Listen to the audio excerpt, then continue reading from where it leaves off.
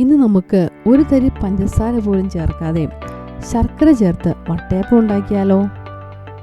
ശർക്കര ചേർത്ത വട്ടയപ്പത്തിന് വേണ്ട ചേരുവകൾ എന്തൊക്കെയാണ് എന്ന് നോക്കാം. വറുത്ത അരിപ്പൊടി 1.5 കപ്പ്, 250 ഗ്രാംസ്, ചിരകിയ തേങ്ങ 1 കപ്പ്, റവ കപ്പി കാച്ചാൻ വേണ്ടി 1/4 കപ്പ്, ശർക്കര 1 കപ്പ് 250 ഗ്രാംസ്, ഏലക്ക 4 എണ്ണം പൊടിച്ചത്, ഉപ്പ് 1/4 teaspoon, instant east 1/4 teaspoon, cashew ഉണക്കമുന്തിരി 50 ഗ്രാംസ്, നെയ്യ് 2-3 ടീസ്പൂൺ, വെള്ളം ആവശ്യത്തിന്. കാഷ്യൂ ഉണക്കമുന്തിരി ഓപ്ഷണലാണ്. ഇനി നമുക്ക് പാചക രീതി ഒന്ന് മനസ്സിലാക്കാം. വട്ടയപ്പം പല രീതിയിൽ ഉണ്ടാക്കാം. പച്ചരി കുതിർത്തി അരച്ചും വറുത്ത അരിപ്പൊടി ഉപയോഗിച്ചും വറുക്കാത്ത അരിപ്പൊടി ഉപയോഗിച്ചും വട്ടയപ്പം തയ്യാറാക്കാം. പച്ചരി കുതിർത്തി അരയ്ക്കുകയാണെങ്കിൽ വെള്ളം കൂടി പോകാതെ ശ്രദ്ധിക്കണം. ഏറ്റവും എളുപ്പത്തിൽ തയ്യാറാക്കാവുന്ന ഒരു രീതിയാണ് ഇപ്പോൾ ഷെയർ ചെയ്യുന്നത്. ഞാൻ ഇന്നിവിടെ വറുത്ത അരിപ്പൊടി ഉപയോഗിച്ചാണ് വട്ടയപ്പം തയ്യാറാക്കുന്നത്. ഇടിയപ്പത്തിൻ്റെ പൊടിയാണ് എടുത്തിരിക്കുന്നത്. ആദ്യമേ നമുക്ക് ശർക്കര പാനി തയ്യാറാക്കാം. അതിനായി 1 കപ്പ് ഉണ്ട ശർക്കര എടുത്തിട്ടുണ്ട്. ഏതാണ്ട് 250 ഗ്രാം ഉണ്ട്. ശർക്കരയിലേക്ക് 1 ഗ്ലാസ് വെള്ളവും ചേർത്ത് തിളപ്പിക്കാം.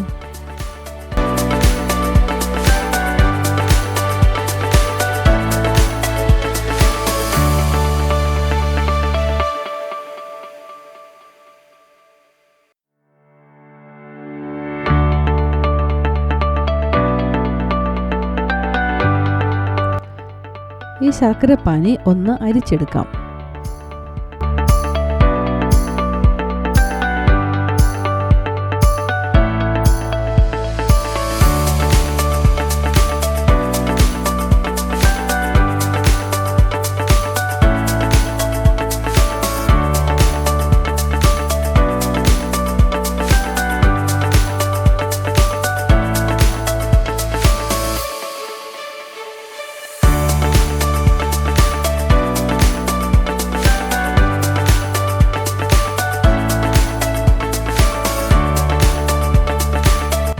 ഇനി നമുക്ക് കപ്പി കാച്ചാം.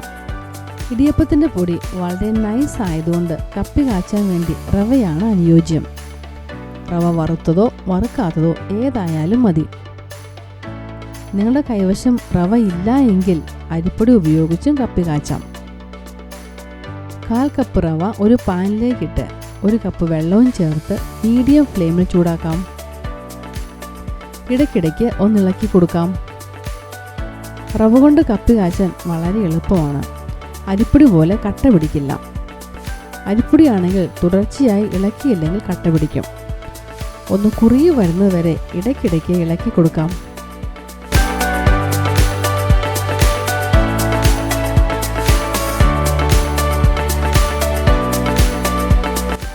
റവ കുറുകി വന്നിട്ടുണ്ട്. ഇനി ഫ്ലെയിം ഓഫ് ചെയ്യാം.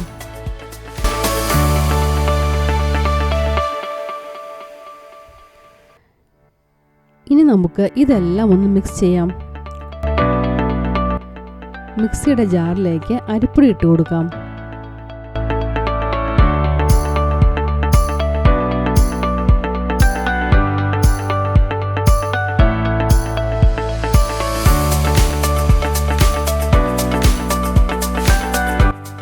ശർക്കര പാനിയും ചേർത്ത് ഒന്ന് യോജിപ്പിക്കാം.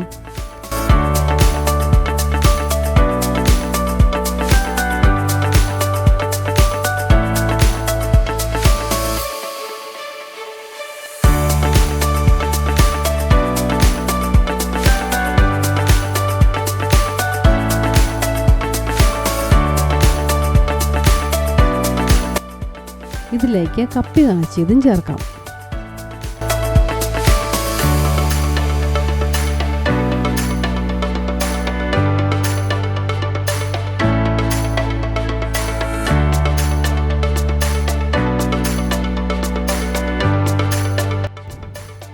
ഇനി മിക്സിയിൽ ഒന്ന് അടിച്ചെടുക്കാം.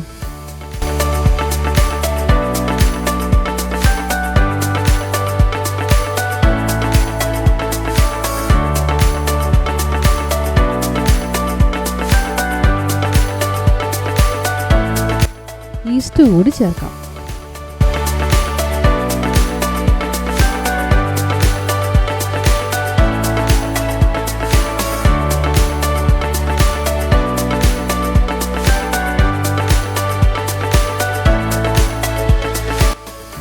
ഇതൊരു വലിയ പാത്രത്തിലേക്ക് മാറ്റാം.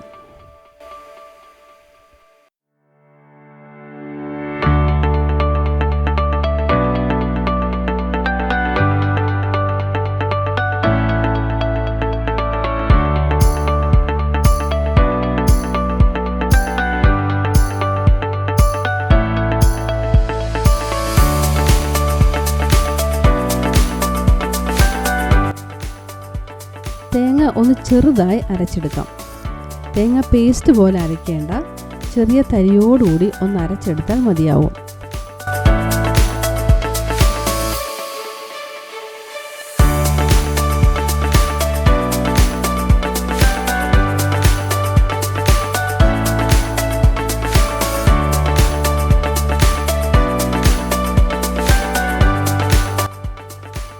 ഇതാണ് പാകം.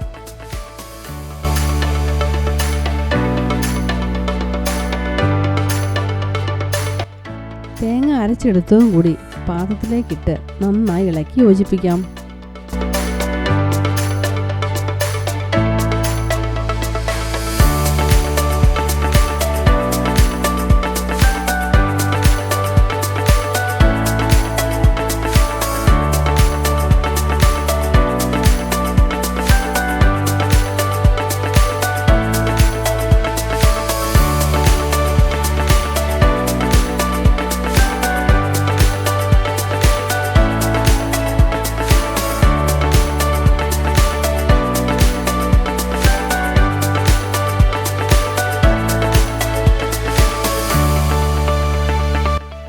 ഉപ്പുപൊടിയും ഏലക്ക പൊടിച്ചതും ചേർക്കാം. ഏലക്ക തൊലി കളഞ്ഞതിന് ശേഷം പൊടിച്ചെടുത്തതാണ്. ഇത് വറുത്ത അരിപ്പൊടി ആയതുകൊണ്ട് ദോശമാവിൻ്റെ പരുവത്തിൽ മിക്സ് ചെയ്ത് വയ്ക്കാം. വറുത്ത അരിപ്പൊടി കുതിരുമ്പോൾ വെള്ളം കുറഞ്ഞു വരുന്നതുകൊണ്ടാണ് ഇങ്ങനെ വയ്ക്കുന്നത്. മാവ് തിക്കാണെങ്കിൽ അല്പം വെള്ളം ചേർത്ത് ദോശമാവിൻ്റെ പാകത്തിന് ആക്കാവുന്നതാണ്. വറുക്കാത്ത അരിപ്പൊടിയാണ് വട്ടയപ്പം ഉണ്ടാക്കാൻ ഉപയോഗിക്കുന്നത് എങ്കിൽ അരിയുടെ പശപ്പ് പോകാനായി ചെറുതായി പുട്ടിൻ്റെ പരുവത്തിലൊന്ന് ചൂടാക്കുന്നത് നല്ലതായിരിക്കും. നമ്മുടെ മാവ് പാകത്തിനായിട്ടുണ്ട്. ഇതിനി 6 മണിക്കൂർ ഇങ്ങനെ ഇരിക്കട്ടെ.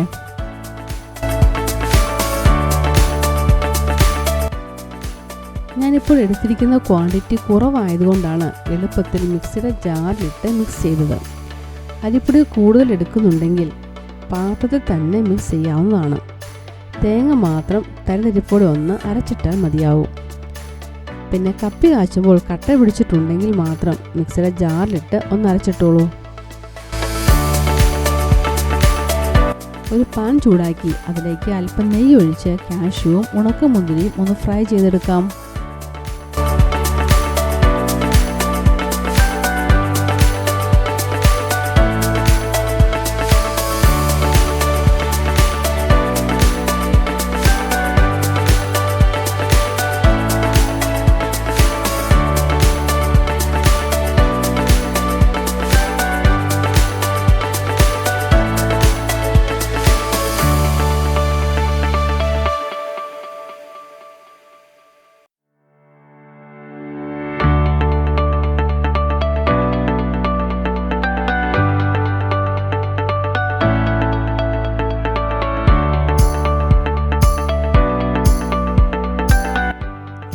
ഇനി സ്റ്റീമറിൽ വെള്ളം ഒഴിച്ച് സ്റ്റൗവിൽ വയ്ക്കാം.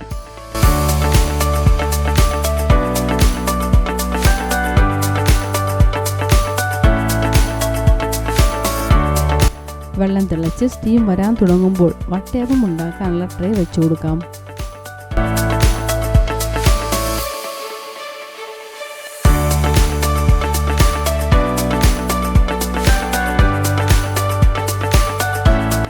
ട്രേയിൽ നെയ്യ് പുരട്ടിയതാണ്.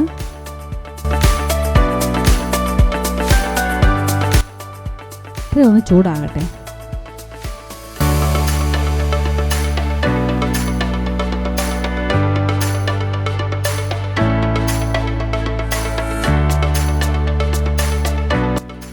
ട്രേ ചൂടായതിനു ശേഷം മാവ് അധികം ഇളക്കാതെ മുകൾ ഭാഗത്തു നിന്ന് കോരി ഒഴിക്കണം കേട്ടോ. ട്രേയുടെ ഏകദേശം പകുതിയോളം മാവ് ഒഴിച്ചാൽ മതിയാവും.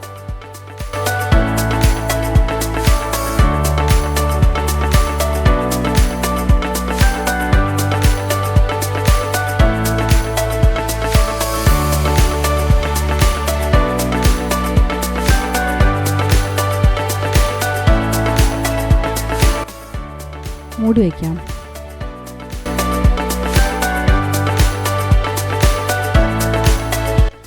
ഇനി 1 മിനിറ്റ് ആകുമ്പോൾ തുറന്ന് കാഷ്യൂവും ഉണക്കമുന്തിരിയും വെച്ച് കൊടുക്കാം.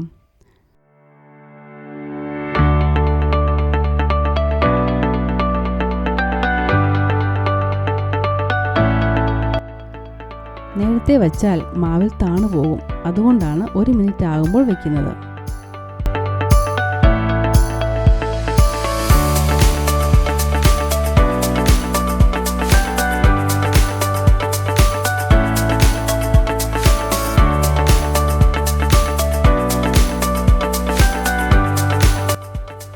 ഹൈ ഫ്ലെയിമിൽ 5 മിനിറ്റ് വേവിക്കാം.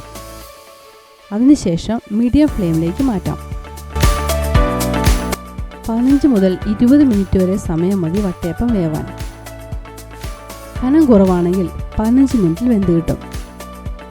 മീഡിയം തിക്നെസ് ആണെങ്കിൽ 20 മിനിറ്റ് സമയം കൊടുക്കാം. ഒരു സ്റ്റിക്ക് ഉപയോഗിച്ച് കുത്തി നോക്കിയും പാകം അറിയാം. സ്റ്റിക്കിൽ മാവ് ഒട്ടിപ്പിടിക്കുന്നില്ല എങ്കിൽ വെന്തു എന്ന് മനസ്സിലാക്കാം. നമ്മുടെ വട്ടയപ്പം റെഡി ആയിട്ടുണ്ട്.